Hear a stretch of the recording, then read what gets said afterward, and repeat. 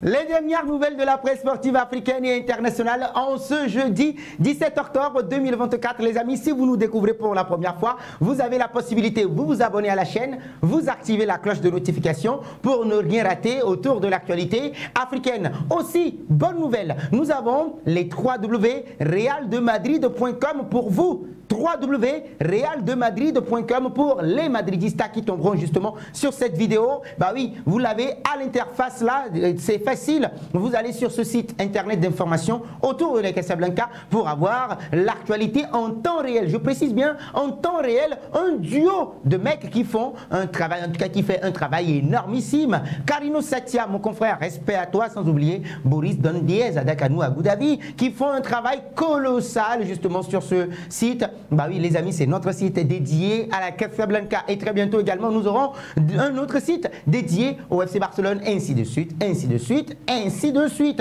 Mais tout ceci dépendra de vous les amis, dépendra de toi qui tombe sur cette vidéo actuellement. Oui, si tu likes, si tu commentes et si tu partages tout autour de toi, oui, ça permettra à ce que la vidéo soit recommandée à d'autres personnes pour que la famille puisse grandir. Oui les amis, je sais compter sur vous, n'hésitez surtout pas. Vous l'avez encore, je le précise, les www.realdemadrid.com pour avoir toute l'actualité autour de la Casablanca. Nous nous concentrons sur l'actualité africaine avec ces éliminatoires là qui ont offert justement 6 points au Sili national d'un certain Serhou Guirassy, l'homme providentiel, celui qui marche sur l'eau actuellement, l'ancien du VfB Stuttgart et actuellement du Borussia Dortmund qui fait du bien au Sili national de Michel Dussuet. L'opération 6 points a été engagée. Maintenant, on va déclencher une nouvelle opération de 6 points pour que la Guinée soit à la prochaine édition de la Coupe d'Afrique des Nations au Maroc en 2025. Ce sera le mois prochain pour la dernière trêve internationale. Alors, vont-ils pouvoir y arriver? Les amis, nos amis de guinéfoot.info nous donnent l'information. Eh bien oui,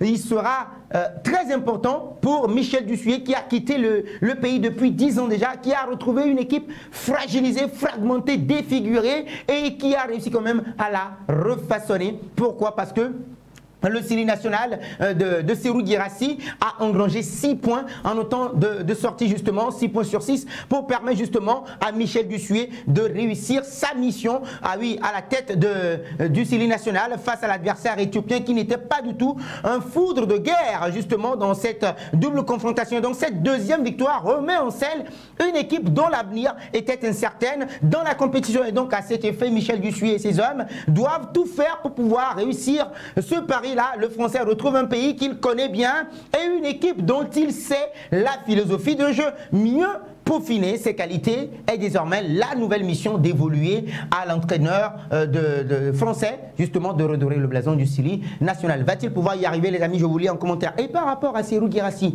prochain ballon d'or?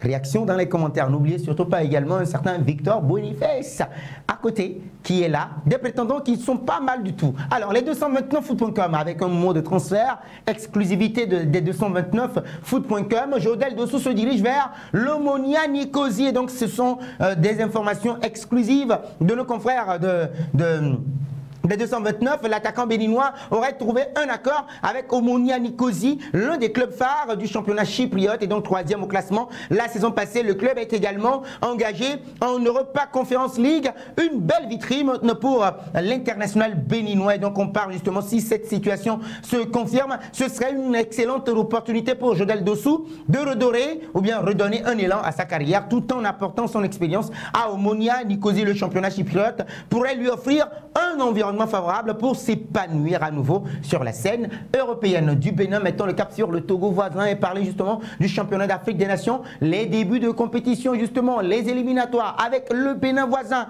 Le Togo connaît maintenant le quatuor qui va diriger cette rencontre-là et bien oui, ce sera au stade Félix Houphouët-Boigny d'Abidjan le 2 novembre 2024 contre le Bénin. On sait tous que le Bénin n'a pas de stade encore homologué, donc la rencontre allée sera dirigée par un quatuor nigérian. Il s'agit de Salissou Bachir comme arbitre central qui sera assisté par Issa Ousmane et Tedjeri Besmard Dibori qui va être accompagné également de Gréma Mohamed comme 4e officiel. Et donc le commissaire du match est le Nigérien Issa Yamen. Donc pour cette double confrontation, la bande Kader Koubadia a débuté en regroupement mercredi hier. Et donc pour rappel, la phase finale du championnat d'Afrique des Nations se déroulera du 1er au 28 février 2025 au Kenya, en Ouganda Ouganda et en Tanzanie. Information de nos confrères de Sport Culture News.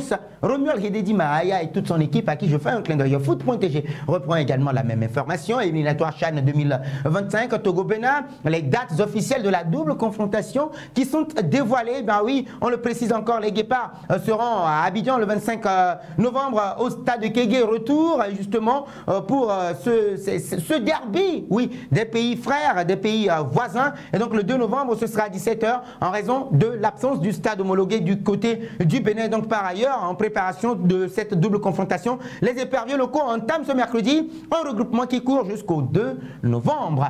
La République démocratique du Congo qui nous accueille justement avec le mondial 2026. Tout s'est bien passé pour la compétition africaine et donc oui, occasion maintenant de lorgner le mondial. On n'oubliera pas la situation dans ce groupe-là. Donc le Soudan du Sud à 10 points. Derrière, il y a le Sénégal. La République démocratique du Congo à 7 points, 3e. Et il peut engranger encore d'autres points. Le Togo à 3 points derrière, 4e. Le Soudan du Sud, 2 points. Et puis la Mauritanie qui ne va absolument pas bien. Amir Abdoul qui va peut-être être limogé. 1 point dans cette configuration. Et donc il faut rappeler que le 15 octobre, la Tanzanie a fait les frais d'une superbe équipe de la République démocratique du Congo. Et là, la CAN 2025, Maroc, on arrive. Ça fait du bien après la dernière campagne de qualification à la CAN où nous avions souffert. Aujourd'hui, nous sommes à l'aise et l'équipe commence vraiment à devenir très sérieuse et c'est la récompense du travail qu'on a fait depuis que le sélectionneur est là. On a pris match après match et on va continuer à prendre la suite plus sereinement et pouvoir se concentrer sur les qualifications pour la Coupe du Monde,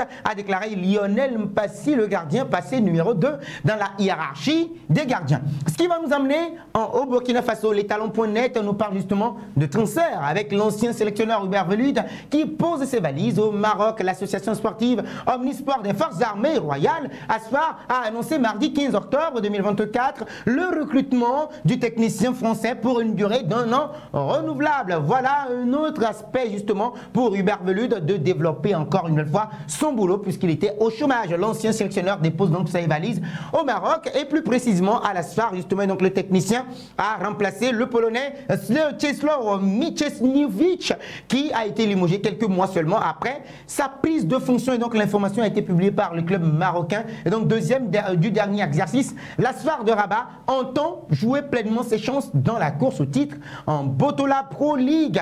Et l'avenue de Hubert Velud s'inscrit dans ce cadre puisque ce dernier, outre les sélections burkinabé, togolaises et soudanaises, a un vécu dans des clubs comme de renom comme le tout-puissant Mazembe. Donc la sphère est actuellement 4e de la Botola Pro League cette saison avec 8 points en 5 journées. Et donc 2 victoires, 2 nuls et 1 défaite. On suivra son ascension avec attention toute particulière. Et nous allons parler d'un franco-algérien, mais qui n'a pas toujours eu l'opportunité de défendre les couleurs des deux nations. Il s'agit de Yacine Adli qui a délivré une interview exclusive justement à une chaîne YouTube ou bien à un youtubeur. DZ Foot reprend l'information.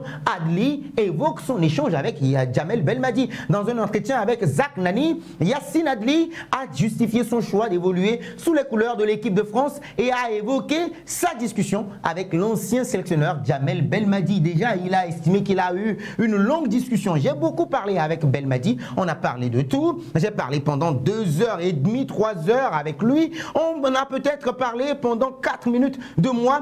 Et pendant 2 heures, on a parlé de la sélection. J'ai vu que je connaissais tout parce que je regardais tous les matchs des Fenech d'Algérie. Mais depuis tout ce temps, il n'a jamais été approché par Djamel Belmadi. Après cela, après cette discussion, il n'a pas été appelé pour défendre les couleurs de la sélection. Et donc là, il dit, je prends une décision par rapport à ma carrière, par rapport à ma famille. Pour moi, le football n'est pas un loisir, c'est ma subsistance plutôt. Et donc, c'est-à-dire que quand je prends une décision, je ne peux pas la prendre avec des émotions. Et donc, il assume de pouvoir choisir la France. Maintenant, s'il ne joue pas pour la France, ça ne voudrait pas dire que l'Algérie va être son pneu de secours. Non, du tout pas. Et il assume. Et donc, alors qu'il n'a encore connu aucune sélection en équipe de France, depuis l'annonce de son choix, Yacine Adli indique que ce n'est pas une raison de faire machine arrière. Voilà un homme qui sait se faire respecter tout simplement. Alors, ce qui va nous amener au Sénégal et parler justement d'un grand entraîneur, l'un des meilleurs, si ce n'est le meilleur. On dira que Aliou Cissé est là devant lui.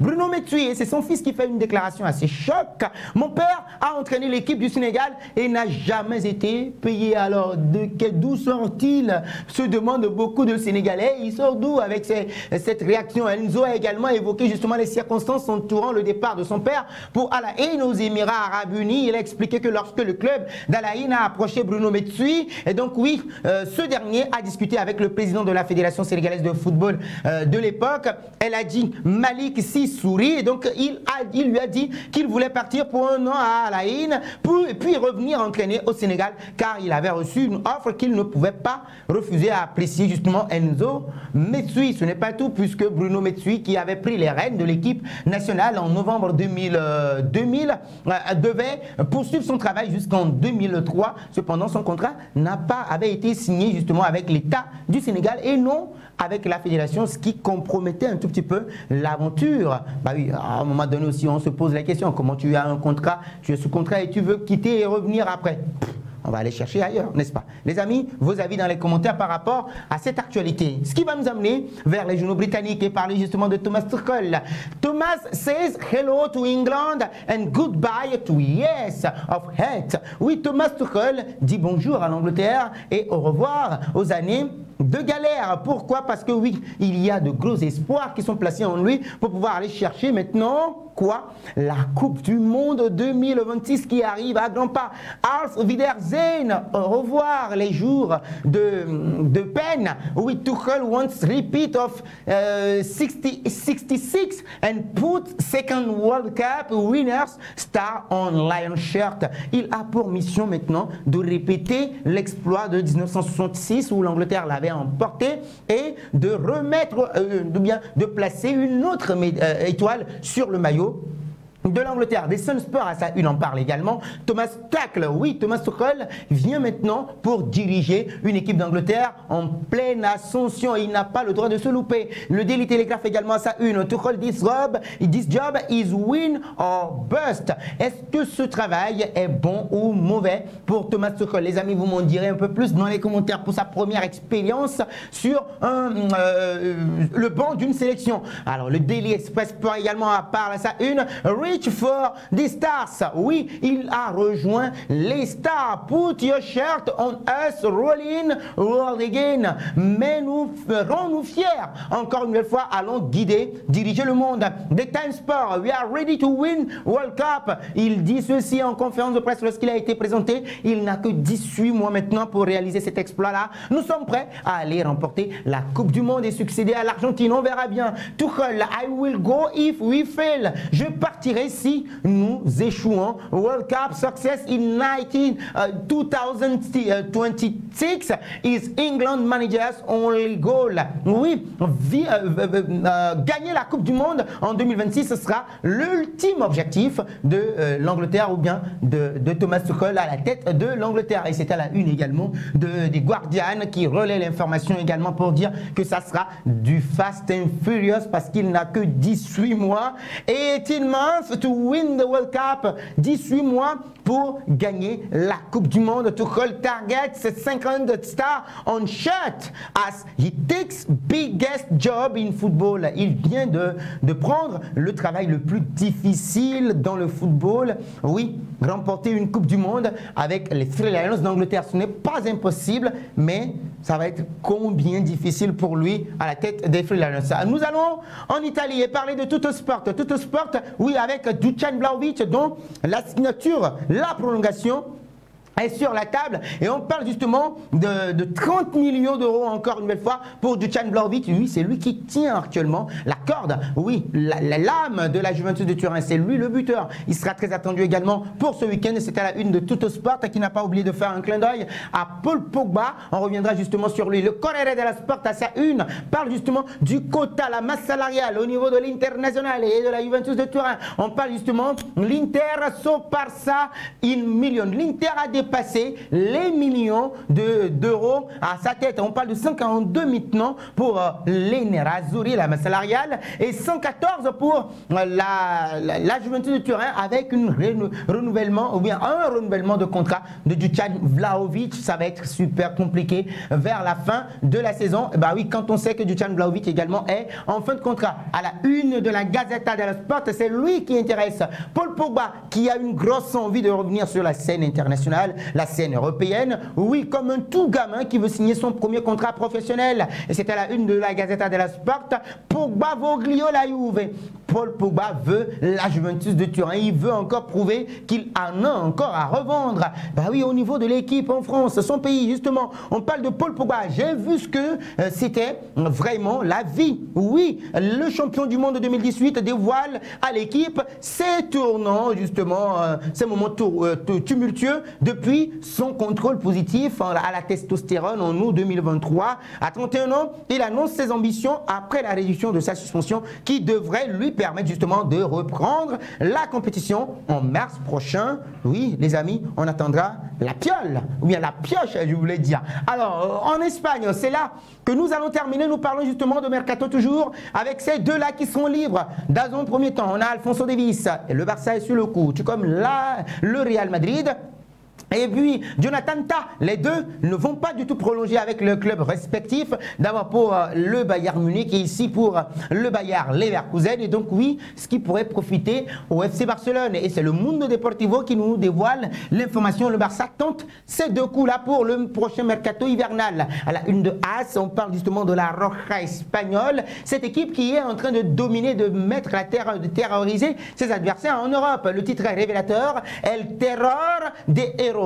La terreur de l'Europe. Et qui parle de cette formation du Barça doit forcément parler du Real Madrid. Eh bien oui, en attendant, nous parlerons justement de la rénovation à la tête en attaque du FC Barcelone avec Ansu Fati qui est sur le point qui a envie maintenant qu'on lui donne sa chance. Dieter Flick l'a dit, il s'entraîne très bien. Maintenant, il a besoin d'un temps de jeu assez conséquent. Avec la blessure justement de Ferran Torres, il a plus de l'opportunité d'être dans les 11 de départ ou bien de bénéficier d'un temps de jeu assez conséquent. Eh bien oui, révolution en attaque. La révolution en attaque avec Ansu Fati. Nous allons terminer avec ce mercato qui arrive à grands pas.